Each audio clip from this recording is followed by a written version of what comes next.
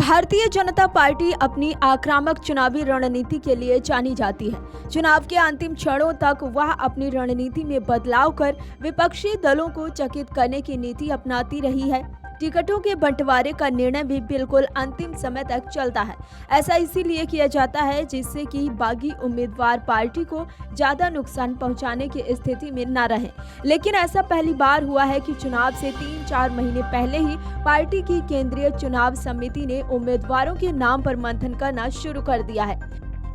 इस बीच अब कहा तो ये भी जाने लगा है कि मध्य प्रदेश और छत्तीसगढ़ विधानसभा चुनाव की तर्ज पर लोकसभा चुनाव में भी कमजोर सीटों पर चुनाव कार्यक्रम घोषित होने से पहले ही बीजेपी उम्मीदवारों की घोषणा कर देगी। इसके लिए पार्टी में अभी से उन 144 सीटों पर मंथन शुरू हो गया है, जहां बीते चुनाव में भाजपा दूसरे और तीसरे स्थान पर रही थी। पार्टी सत्ता विरोधी रुझान को कम करने, छोटे और बड़े अंतर से हासिल हुई जीत वाली सीटों के लिए भी रणनीति बना रही है। पार्टी सूत्रों के मुताबिक जिन 144 सीटों पर पार्टी दूसरे और तीसरे स्थान पर रही थी, उनमें से आधी सीटों पर चुनाव घोषित होने से पहले उम्मीदवार घोषित करने के लिए जरूरी प्रक्रिया की शुरुआत कर दी गई है। पार्टी के रणनीतिकारों को लगता है कि ऐसा करने से एक तो विपक्ष पर दबाव बनेगा, दूसरा उम्मीदवार को चुनाव तैयारियों के लिए अतिरिक्त समय मिलेगा। पार्टी की रणनीति विपक्ष के बड़े नेताओं को उसके घर में ही घेरने की है। उसके लिए पार्टी ने देश भर की 40 हाई प्रोफाइल सीटों का चयन किया है।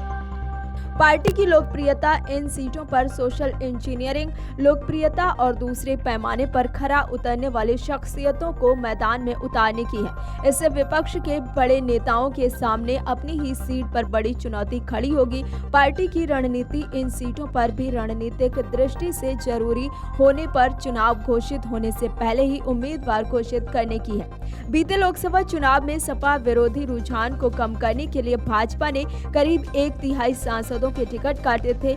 इस बार भी कम से कम 1/4 सांसद टिकट पाने से वंचित रहेंगे। पार्टी ने कई स्तर पर एक सीट का आकलन किया है। इनमें 1/4 सांसदों के खिलाफ मतदाताओं और स्थानीय कार्यकर्ताओं में गहरा रोष है। इसके लिए कई सीटों पर सांसद नए सामाजिक समीकरण में फिट नहीं बैठ रहे। इससे निपटने के लिए भी कई सांसदों के या तो टिकट कटेंगे या उनकी सीटों में बदलाव होगा। पार्टी के रणनीतिकारों का कहना है कि ब्रांड मोदी की लोकप्रियता में कोई कमी नहीं आई है, मुख्य समस्या सांसदों की अलोकप्रियता में है। साल 2004 के चुनाव में वाजपेयी की लोकप्रियता में कमी नहीं थी, मगर सांसदों के खिलाफ नाराजगी के कारण भाजपा सत्ता नहीं बचा सकी थी। यही कारण है कि पार्टी नेतृत्व सांसदों के खिलाफ नाराजगी का असर चुनाव परिणाम पर नहीं पड़ने देने के लिए ही अलोकप्रिय सांसदों को टिकट से वंचित करेगी। Video desk अमरुजाला.com। अमर उजाला अब आपके टीवी पर भी।